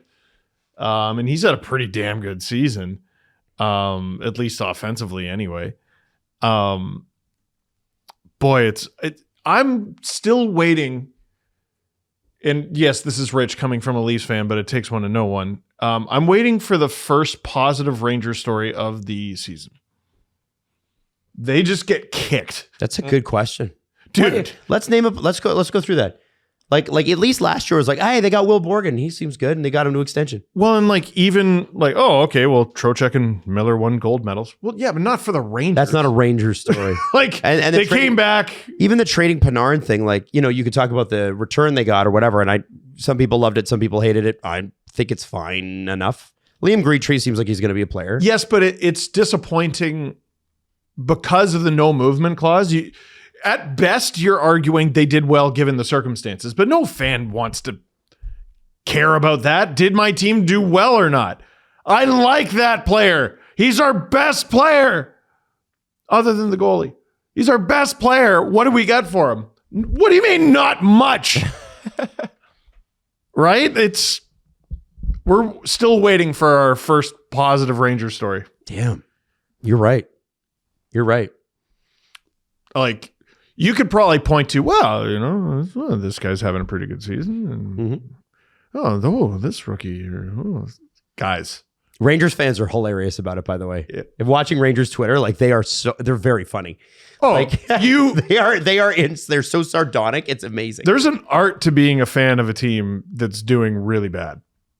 Really bad. We almost lost that art. It used to be pretty funny. Leafs Twitter was very funny before this run of Matthews, Nylander, Marner. I think right now we're in the depression stage, but the humor will come out again.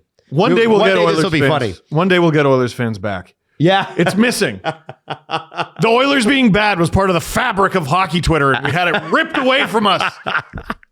The Canucks too. Yeah. We're getting back to that. We're getting back to our roots. Yeah. I think there was a team here that made the conference finals a couple times, actually. Yep.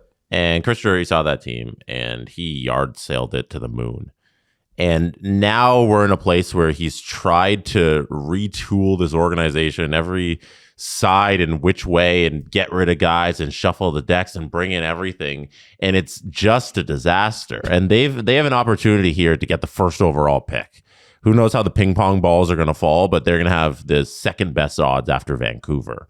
And I don't think that's a place anybody in that organization thought they'd be just based on the moves they've made. But now they need to accept that.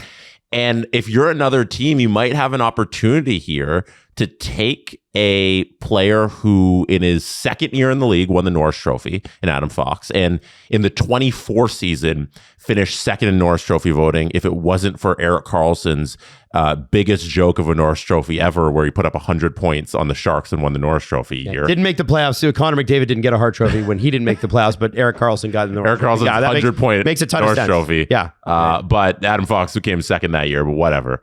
You might have an opportunity here to steal one of the best defensemen in the league from the Rangers and take advantage of a Chris Drury who is not very good at his job and send some assets there. And maybe he still thinks that the Rangers are close despite being the second worst team in the league.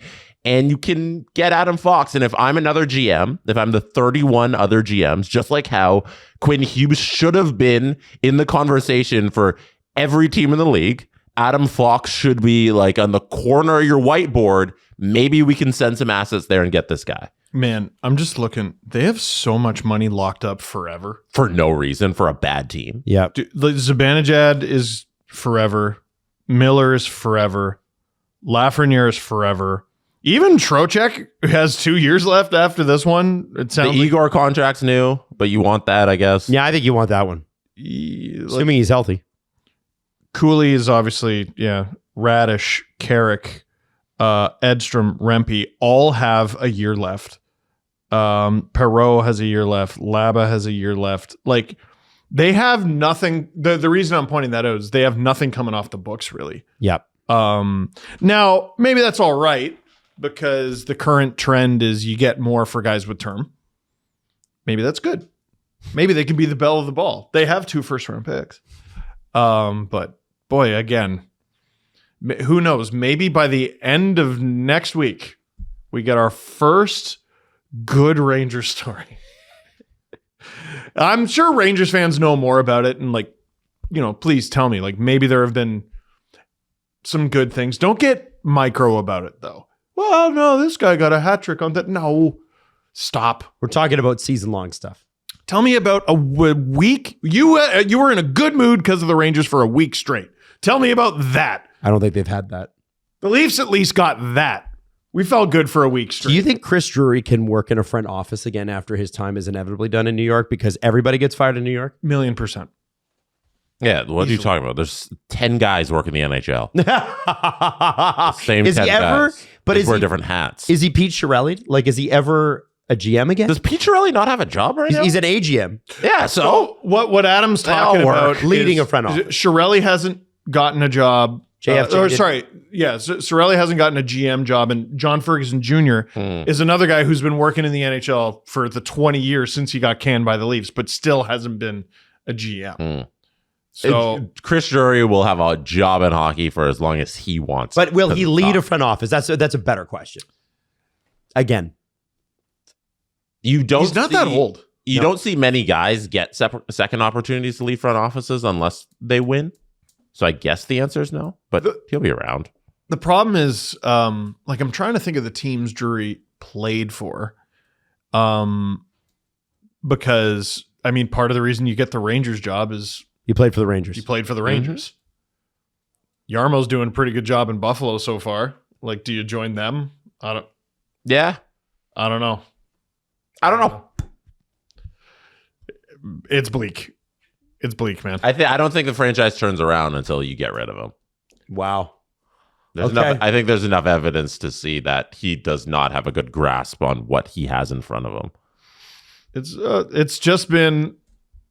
It's still good.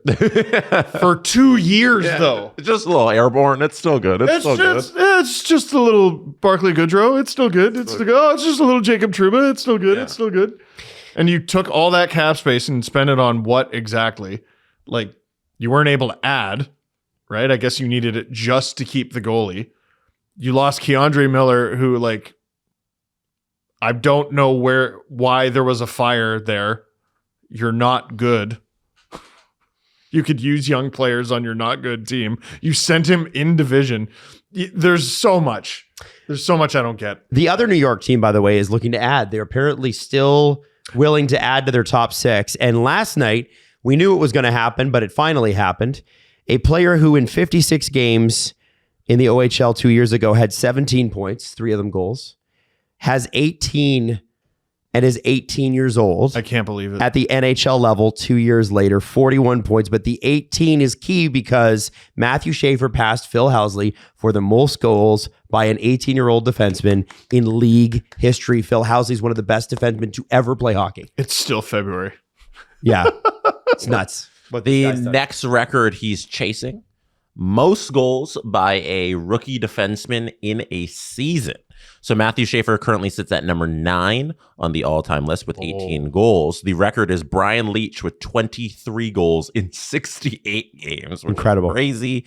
He set that with the Rangers in the 88-89 season. There are people a lot of people in the way of Schaefer. Like I said, he's at 9, but just a couple goals will spring him into the top 4 there. Phaneuf is the only player to do it in the cap era. Yeah. So he has a chance to break the cap era record. Phaneuf set that, and you can bring it back up, Justin. Phaneuf set that in the 05-06 season. He had 20 goals. So 2 more, he tied Phaneuf. 3 more, he breaks the cap era record. And then, he's just chasing Barry Beck of the Colorado Rockies and Brian Leetch of the New York Rangers. Man, people forget what a force Dion was when he came into the league. Oh, my God. He was crazy. He'll forever be... the Calder Trophy race that year was Ovechkin won it, Crosby was runner-up, and number 3 was Dion Phaneuf. That's nuts. Because he was crazy. What do we think about Shane Gostisbehere being at number 12? He had a great rookie year. 64 games, 17 goals. He's had a great career. He's having a great year now. There was that fall off, and he reinvented himself. It's amazing what he's been able to do. The Ghost Bear. Yeah. I remember the first time Steve brought him up on the podcast. Was he Philly then? When was it? What was he? Philly. And you're like, there's this guy, and he's going to be in the All-Star game, and no one's heard of him. And you pronounced his name Gostisbehere. Gostisbehere. Gostisbehere, right? But you're like, he's Gostisbehere here at the All-Star game. Because that's how it's spelled. Whenever I'm spelling it, I'm like, Gostisbehere. Yeah. Yeah, it's like Dustin Buffalo. Julian. You should see this guy. You got to be here to see how good he plays. He's played 730 career games, 450 points as a D. That's crazy. He's had a good year, man, or a good year and career. If you told an NHL general manager, okay, you can draft Gavin McKenna, or I can guarantee you will draft this player who may be better or may be worse, but they will have, as a defenseman, in 700 games, they'll have 450 points. The GM is going to be like, I'll draft the guy I know will have 450 points. That's crazy for a defenseman. Just shy of a point a game this year. 38 points in 41 games, 9 of them goals. He was the 78th pick in the much maligned 2012 one of the worst drafts of all time. NHL draft. Well, it allowed for there to be diamonds in the rough, right? And he certainly was one. That's a crazy pick. I have a follow-up question about Matthew Schaefer. Hit it. Matthew Schaefer, famously, maybe not famously, from Hamilton, Ontario. Does he have a chance to be the greatest NHLer ever from Hamilton? I think number one this is who he's chasing. Dave Anderchuk. Oh, that's going to be tough. That's up there. That's an That's gonna all-time be hard. Hall of Famer. But after that, it's a low bar. Okay. I think he can jump it. We got Darnell Nurse, Oh, Marty McSorley, okay. Nelson Emerson, He was. Derek- I like Nelson Emerson. Derek King, I'm surprised by this list. I'm surprised he's not better. Ben Sherratt, Mark Jankowski, Pat Quinn as a player, but that doesn't count. And John Tonelli, I don't know. I'm not familiar with John. I remember John Janelle. 836 points. Murray Oliver, Yeah. 728 points. He was born Nelson in 1937. Emerson is 5th. Ryan Ellis should be higher up on that list, but injuries. Ron Murphy, Dude, I'm shocked. Blake Dunlop. I think there's a chance that Matthew Schaefer is the second best player in the history of Hamilton, Ontario. Buddy, he might be that tomorrow. right now. This is disrespectful Like right now. to Babe Dye. How long until he passes Steve Stais? 1,001 games, but 220 points. Probably 4 years. Maybe. Yeah, not too far off. Yeah. So where's Schaefer now? How many career points does He's he have? 41. Is 41 career points? 41 career points. There you go. So he is on this list of people from Hamilton. He'd be 27th. So he's next year he will be in the top probably 15. Well, top 10. Or no, excuse me. Not top 10. Top 20 is what I meant to say. Oh, yeah. Well, top 20 would be 137 points. Oh, that's impossible. Yeah. Yeah, I know. But you know what? It's not just about points. It's just about playing, right? And I think That's the thing. You He's know. a defenseman. My bad. And Dave Anderchuk played in the 80s, and they were really nice. Like, okay. Hot take. Dave was I- fucking awesome. I think he's going to make the next Olympic team. Schaefer? Yeah, hot take. Yeah. He might be. Drew's not going to like this. You come here for brave take. He might be the number one defenseman, and Cale Makar might be number 2 at that point. Oh. Might be.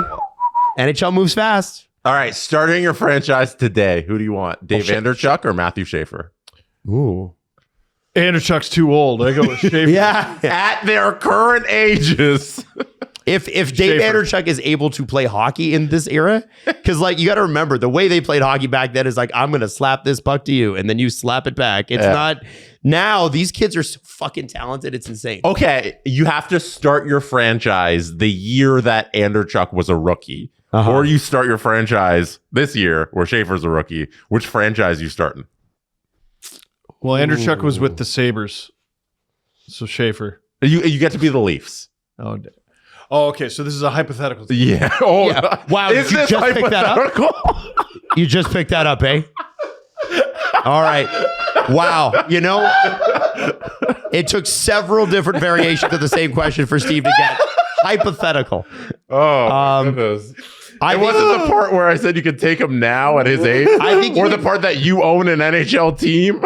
You can find scoring wingers, maybe not to the insane level that Dave Anderchuk was, and he was a great leader and a great guy. Matt Schaefer is a once in a generation player. I've got to find a substitute to coffee. Holy shit. Yeah, you need your coffee today. Oh my God. You need I to get some can Celsius. tell. I think you can honestly make the case right now that Matthew Schaefer is the best NHLer to come out of Hamilton. That's crazy. Will be. That is crazy. Will be. He's got Yeah, to. Anderchuk's in the Hall of Fame. You got to play. You got to play. They got to play the games. That's true. Skill wise, if you said skill wise, I'd be like, yeah, probably. It's a little disrespectful to Anderchuk, like you said, Hall of Fame. Yeah, no, but Matt Schaefer, you talking about importance to a franchise? Yeah. Matt Schaefer is the piece. For the I'm Islanders. taking the franchise with Schaefer. I've already done this, but it needs to be reiterated every time we bring up Matthew Schaefer. He already, as a rookie in an incomplete season, has more career NHL points than he did in the OHL. Nuts. It's insane. Side note to all of this.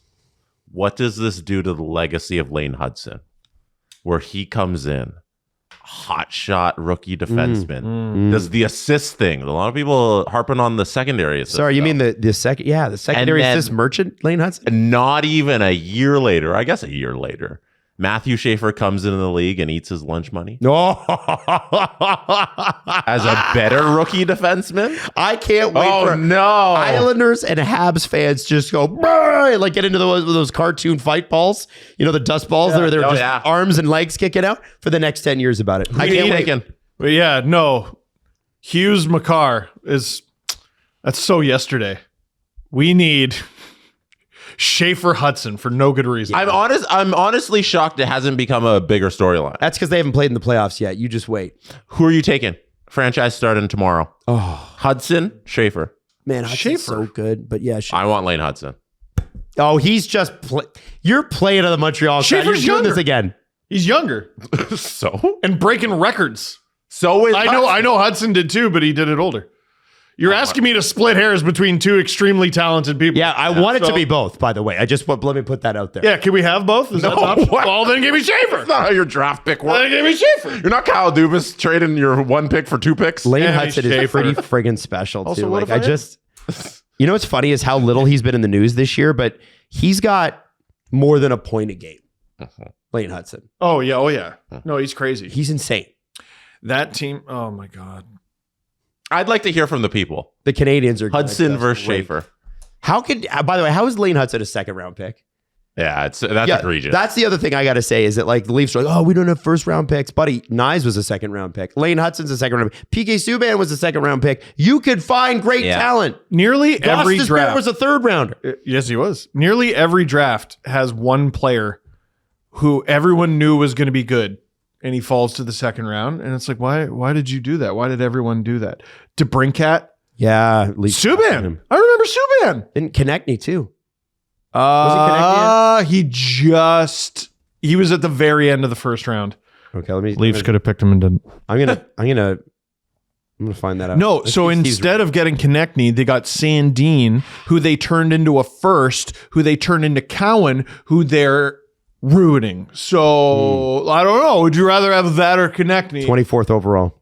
I wonder if Konechny gets traded. By the way, the Flyers stink. Hey, Yeah, but this is the first year, by the way, in the last 5 that they're not last in power play. They're 30th. they're so hyper focused on culture, and I think he's everything they want their players to be. He is the man. I want him to be here. I just love him. I know. I understand. Total man. You're trying to talk that into happening, and it's not going to work. Man crush. Adam, you're so right about like, oh, how do you do things in drafts? How do you do whatever? Montreal got Uri Slafkovsky and Lane Hudson in the same draft.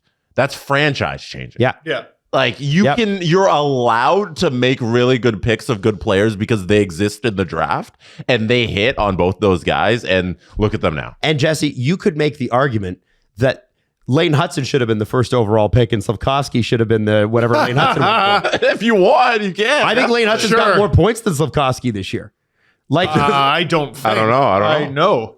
well, I am like, 1,000,000%. that's what I'm saying. Like, Yeah, if yeah. you were to redo that draft, it might be. Lane Hudson might go first overall. You're right. So, like, I don't know. Yeah, like, I'm so fucking sick of it. And this comes from a Toronto perspective. You guys all know that. I'm so fucking sick of the Leafs saying, but I can't. Fuck you. Get out of here. Yes, you can. Get some good pro scouts and listen to them. They're so weak and boring. Yeah. Like, Montreal. They really are. Montreal's such an alpha Chad now, too. Like, they're like the young alpha Chad with the big chiseled jaw coming into the division like, this will be ours soon. Yeah. All they have to do is unseat the sort of busted Tampa Bay Lightning, and that's not going to be easy. That is the Tampa Bay Lightning are seasoned. They've been there, but it's coming in the next couple of years. You know it's coming. They're very close to, if not already there, cup contender territory. I don't necessarily think they have the goaltending to be a cup contender right now, but they're like right there. Yep. Good times. Good times. Could have been couple of us. things. So, Steve, you got a poster for your show. Yeah. It's called the Steve Dangle Show on CBC. I'm kidding. It is. It's no. Oh, there you go. It's Canada Reads. Pull it back. a little bit. That's where it's in focus. There you go. Canada Reads. I'm one of the 5 champions on Canada Reads, championing championing a book. I'm doing so great. Drink coffee. What is wrong with you? It's not good for your ulcer. It's not good. I You're don't not supposed know. to do it. Dr. Jesse said drink coffee. You know what? I'm just going to do it. No. So that's coming out in April 13th to 16th on CBC. We all pick a book and we're going to champion it and tell you it's the best book. And we're all going to compete and get eliminated one by one. So I'm hoping to win this thing. And my book is called Searching for Terry Punch-Out.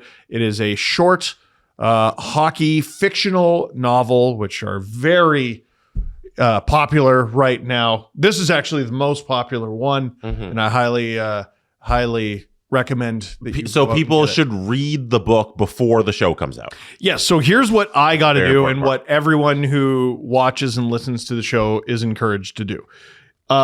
You are supposed to get all 5 books so that you can take part in the debate. And And if you're like, oh my God, 5 books, how am I going to do that? Local library. local library. Library people. Yep. So we got myself, obviously, searching for Terry Punch-Out. Morgan Book, that feels unfair.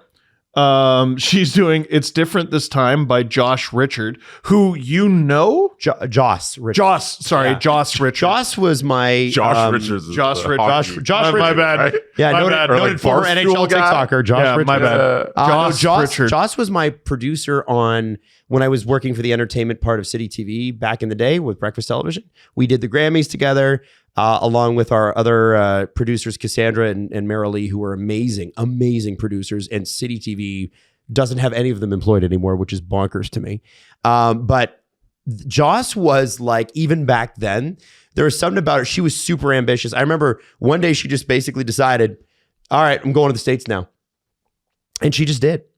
And I think she worked for Netflix for a while, and going and making it in LA is one thing. And she did. And then she wrote a book too, because she just can. And a very, very nice person. I will always root for her. What is it like for you to know so many best-selling authors? It's crazy.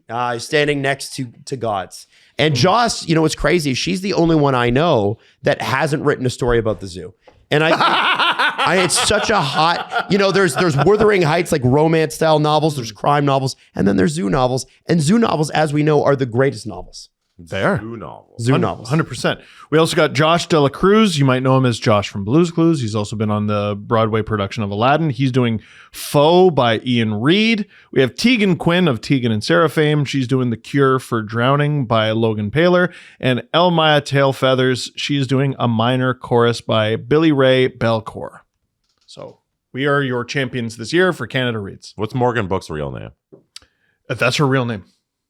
Actually? That's her real name. Wow. It's not She's also fair. like insanely famous, eh? It's not Dangle. Morgan Oh, Book? she has over 2 million followers on TikTok. Yeah. I'm I'm pretty sure I know the person that produces her podcast, and she's apparently also extraordinarily kind, like a really nice person. we shot this poster on like a promo shoot day, and one of the people in charge of Canada Reads, I got them alone for a sec. I was like, did you pick me last? You can tell me. It's fine. was that your last pick? You can tell me, because I'm just looking at this list like that's insane. You need to. What is this? What? What are you talking about? Blue's Clues. Okay. Tegan and Sarah. I think you're also a famous Canadian person. Hey, how do I make this about Talk Steve? about- That's the question I had. But no, I'm kidding. I just wanted to know. That was it. The read the books, read Steve's book, and then it works like American Idol. People are Yeah. voting Yeah. for each book, right? So make sure you watch it on April 13th and you vote for Steve so he wins. I want you to win this competition. It's Yeah. fun. So I believe we vote out each other, but there is an audience Okay. aspect. I know to it all. there's audience participation for sure, right? Absolutely. Yeah. Okay. The only book that doesn't have an audiobook is Searching for Terry Punch-Out, which is my book. But it's 188 pages, and they're also working on an audiobook right now, and I think it should come out soon. Awesome. Now you'll be shocked by this. Steve has an ulcer, but Steve, the way that you came to find this out starts with hitting your head against your car window. No, Kind of. that's not really what happened. I had a bad Monday. So here, let me All right, do it. let me go back in time. So November, I'm told like, hey, lose some weight. And I'm like, okay, they're internet. And they're like, no, I'm your doctor. And I'm like, oh, shit. All right, well, I guess I got to listen this time. And so I didn't eat a lot in December, but also I was sick most of December and I had a couple of other ailments. So I was just popping Advil every day and like usually more than once a day. And once I was finally on the other side of it, like I was like, my tummy hurts. So made a doctor's appointment to address that, but hadn't quite gotten there yet. On Monday, I did smack my head because I drove over a snowbank by accident on our way into the alley. But later that night, oh yes, because I smacked my head, I took more Advil, even though I was trying to avoid it, Which is great. right. And also like I had strayed a little bit. I had a little bit of spicy food and stuff. I'm on the couch. I'm drawing with Leo and having a good time. And all of a sudden, I'm on the floor. Like I'm just doubled over. My stomach's on fire. This isn't like the acid reflux I've been dealing with or anything. Stomach was on fire. You know, took some like Pepto and whatever. The pain subsided a bit, but then I just got ice cold, and then I just started chattering and shivering and everything. Like it was a really sudden fever. And my wife's like Googling stuff and she's like, if you think you have an ulcer and then you get a sudden fever, you're supposed to go to the hospital. I'm like, oh, okay, great. Good. That's so good. What I really want to do is step out in the cold right now. So went to the hospital and they do an echocardiogram. And I'm like, am I dying? Like what's going on? But apparently sometimes people think they have a stomach issue and they're actually having a heart attack. I wasn't. To the shock of many. But they're like, yeah, we're going to get you hooked up. We're going to give you this medicine, that medicine, that medicine. And we're going to give you a CT scan. I'm like, I don't even know what that is. Cool. Can't wait to do that. And while they're prepping me for the IV, I've been there so many hours. I haven't eaten. I haven't drank. I'm extremely tired. And at one point I just felt nauseous, went to go throw up, didn't. I was like, oh, good. It subsided. And when I went to stand back up, I like fell into the wall like friggin' Leahy leaving the trailer from Trailer Park Boys. Julian! And I like laughed because I'm like, oh, silly me. And I tried to get up again and I just fall right on my ass. And I was 1% conscious. That was the closest I've ever come to going completely out. There was one nurse, and then when I come to, there's three. If you're gonna faint anywhere, I think the hospital. The hospital, literally in the emergency room. I love that they took care of you on the way down too.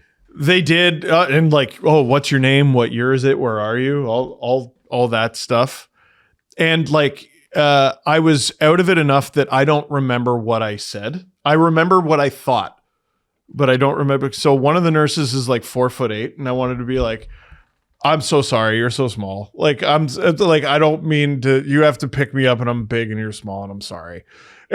There was another woman I didn't recognize. Like I hadn't met her yet. And I'm like, oh, thank you. I don't know who you are, but thank you.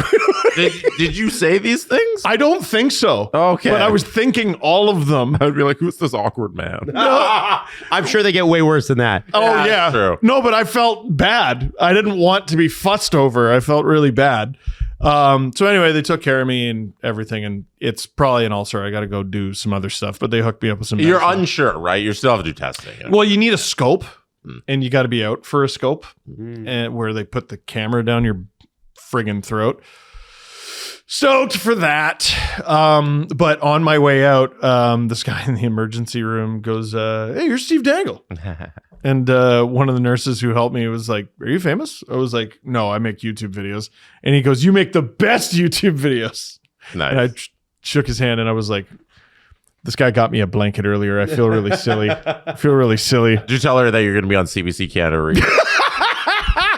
No, I did not. And that's a lost opportunity for promo. Yeah, you should have said read the Punch Out. Hey, Yeah. hey, if you like those videos, you should check out CBC Reads, or Canada Reads, excuse me. Yeah. Yeah. You need to be promoting at all times. What's wrong with you? I do. It's Canadian media here. So, but now, so having an ulcer is it's anti-Italian discrimination because you're supposed to avoid coffee and you're also supposed to avoid tomatoes and tomato sauce. And I think that's at best xenophobic. Yeah, no spicy food, no nothing. So I'm mopey about it. And so now you just get to be bland boy. I get to be bland boy. Well, good for you. That's good. Yeah, You're going to take care of it, and it will heal itself, right? Yeah. Dad's birthday yesterday. My parents are like, "Oh yeah, we're getting Portuguese." I'm like, "Cool, can't wait to have no piri with my Portuguese food." That's cool. Awesome. Hey, pass the rice. Thanks. Appreciate the rice. Rice is good. Rice is great. But it's not as good as the other shits. No, Can you have garlic? I don't know. I'll Google it. Okay. Probably. All right. Yeah. That's good at least. Okay, cut garlic out. That sucks. That's discrimination. It's bullshit. Yeah. Okay. So I've been having grass water, aka green tea. How have you found that? Because there's some people that move off of coffee onto green tea and they're like, it's just the same. And I'm like, I doubt that. No, it's super not. But the caffeine. I haven't had one since Monday. No, coffee is so much more intense. Did you get caffeine withdrawal? No, luckily not. No, because like I'm still having it, but the way it hits you is completely different. But it's better, Steve. Smoking weed is the exact same as gummies. What the? No, it isn't. I turn on the LFR. It's kind of like that. And the LFR is 14 minutes. I'm like, this guy hasn't been drinking his coffee. Where's the 22 minutes? I know. Of yelling at Keith Belly. There are we didn't get that. There are caffeine pills you can get. So maybe you pop those. I am positive that is the wrong direction for me. Well, no, they're sold at like the drugstore. It's not like bad for you. It's just you avoid the coffee and the acidity. I'll look into stuff, but also I don't know. Maybe I should chill. All right. I have an ulcer. Maybe I should freaking chill. And shingles last year, like I mentioned. There you go. Yeah. No, don't worry. I'm taking care of myself. Okay. But I want an espresso right now more than I want my next breath. I have to tell this story very quickly because my mom, who's been at Chum, which is a radio station in Toronto for 40 years, yesterday announced that she is stepping away. Now she's adamant she's not retiring. And she says stepping away, and then everybody's like, well, congrats on your retirement, because she's 67. But she even told me, she was like, I am not retiring. I was like, okay, I don't know. But what was funniest about it is I didn't know that she was doing that.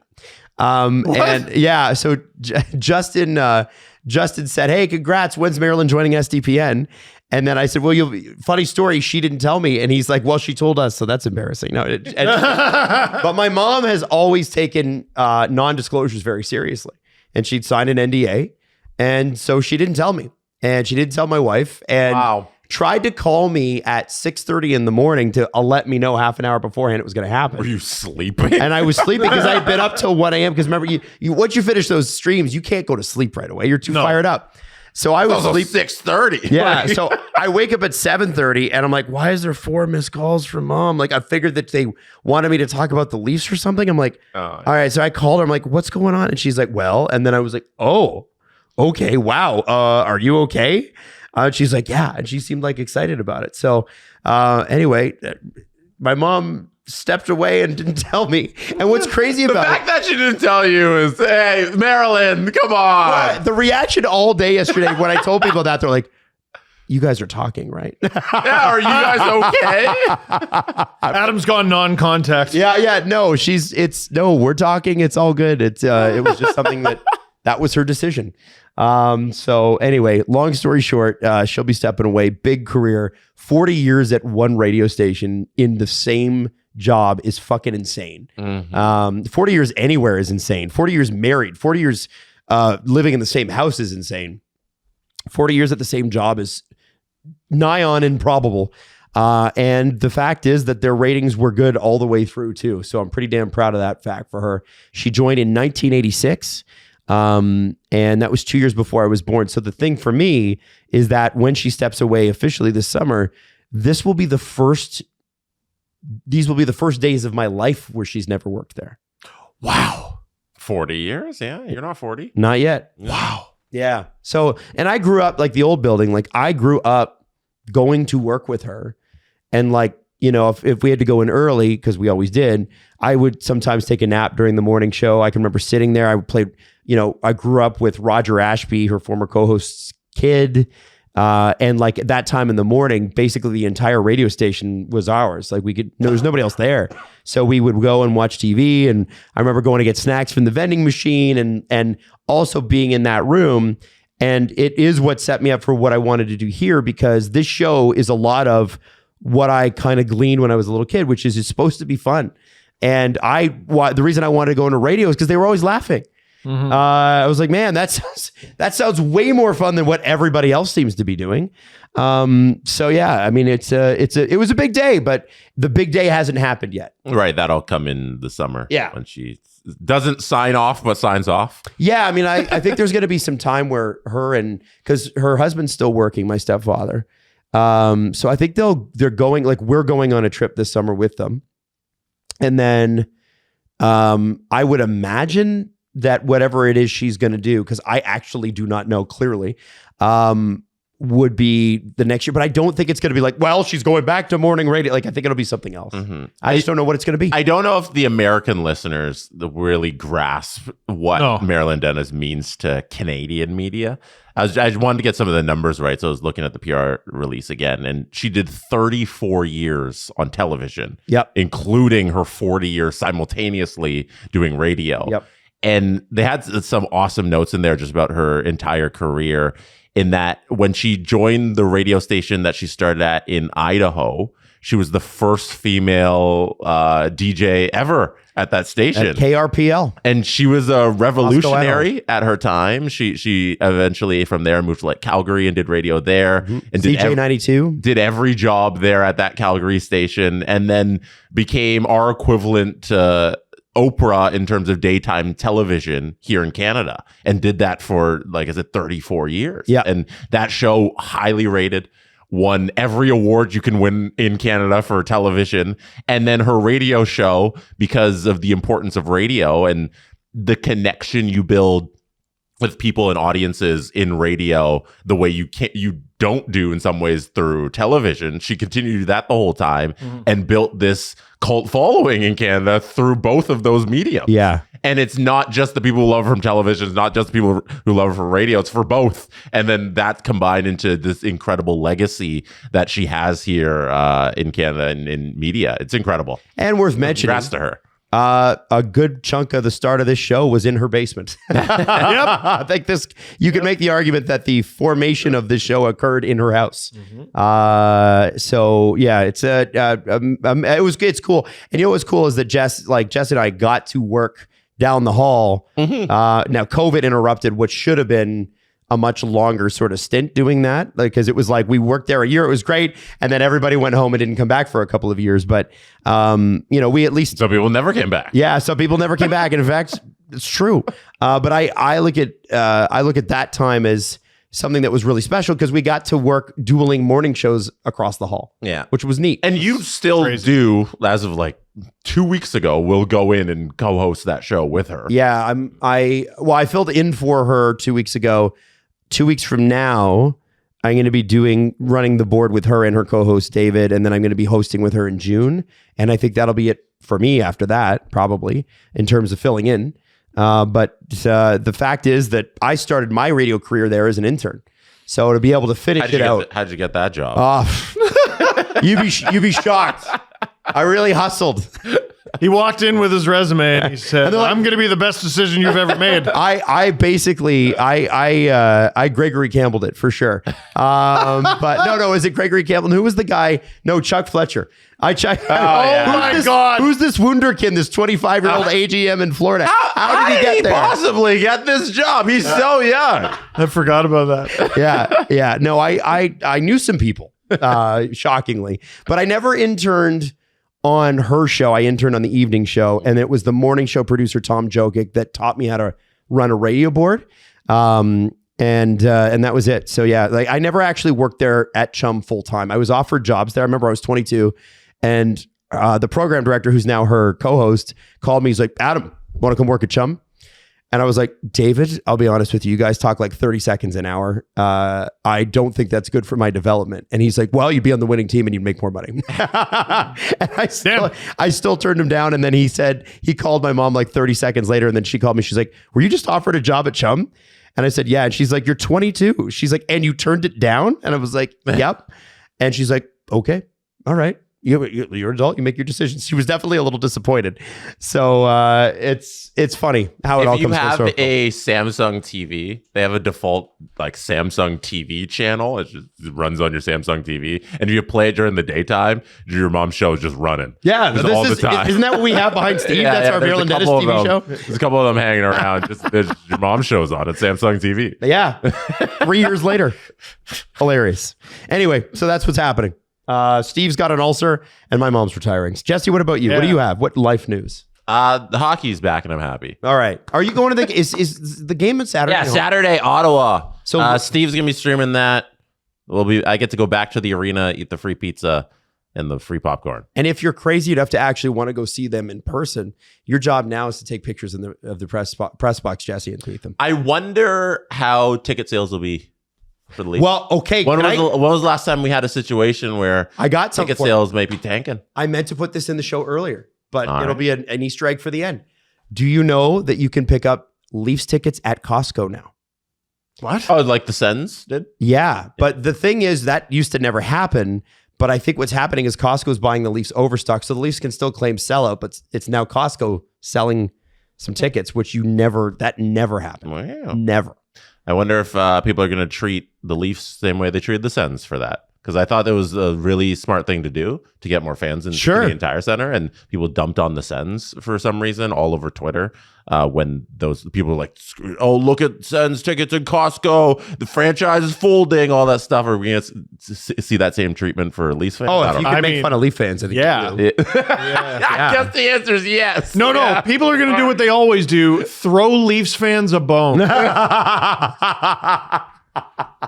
All right. Well, that's it for us until Monday, but Steve's got the stream tomorrow night. Anything else this weekend? Or Formula One's ramping up back next week, so there's going to be some episodes. Are you excited to watch Quinn Hughes on SNL? Actually, I hope they do a Seeing Ghost sketch. I am hoping for that. Like where he just is terrified. I bet he's going to nail it.